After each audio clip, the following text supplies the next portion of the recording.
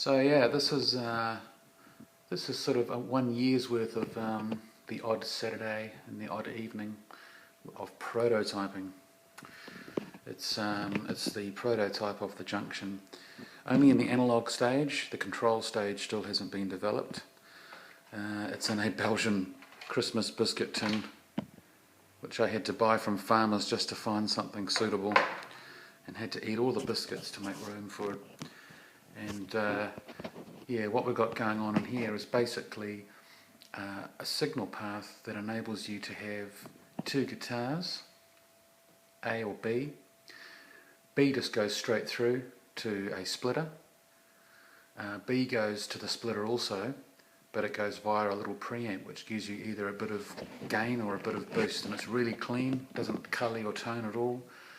And the idea of that is that if you've got, say, a Strat going into A and a Les Paul going into B, there's quite a bit of gain difference between those two guitars, and it means you're reaching down and you're pulling your distortion back on your favourite dirt box. And so the idea of that is to match the gain between the Strat and the Les Paul, or the Dan Electro and the Telecaster or whatever. And the signal then goes off. You switch, this relay here will switch between A or B. That's a mute relay, so that will give you basically mute the inputs to give you complete silence.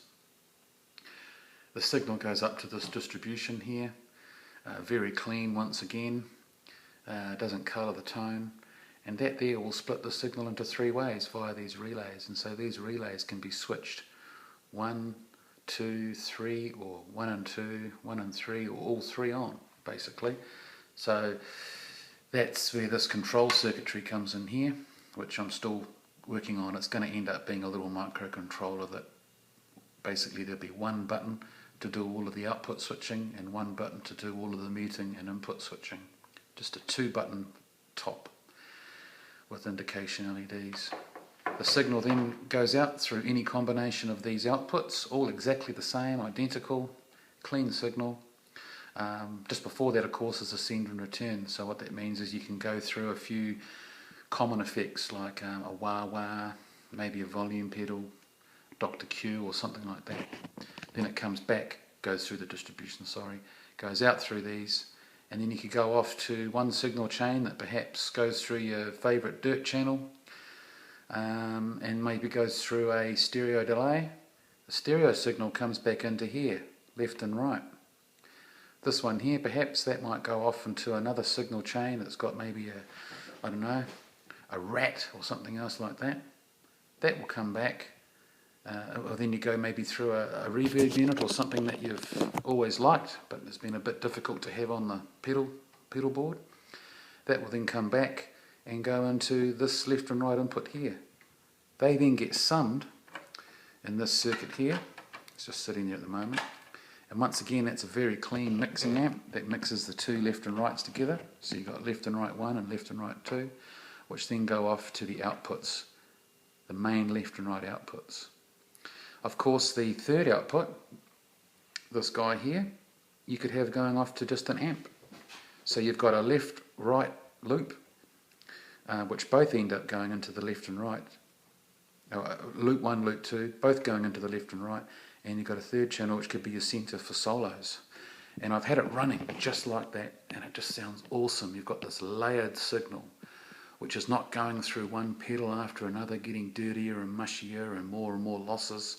You've got this layered signal of maybe a little bit of Rev 7 on top of a DD3, and then that signal is say permanently on left and right. And then when you want to do a lead break, you punch the box again and your centre channel kicks in, and it just gives you this big Stevie Ray kind of wall of sound that's just really clear but at the same time big. And it's doing exactly what I wanted it to do. I was also able to power all my pedals from here. That's all 9-volt DC, negative centre. So depending on what pedals you've got, all you've got to do is change the polarity at the other end of the lead. And then these guys here, that's a 12 volts. That runs your line 6 stuff. And this guy here I'm going to make variable, so you can twiddle around and do a flat battery effect on a fuzz box and all sorts of things. All powered from a switch mode supply, powered from the mains.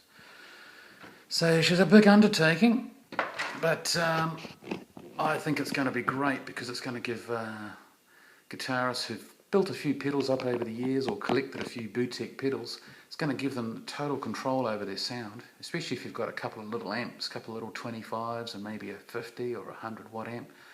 And rather than just have everything split in a crude form or chained up in series, you can have it all nicely layered and split properly. It's going to sound awesome for a fraction of the cost of having a custom pedal board. So I'll keep you posted.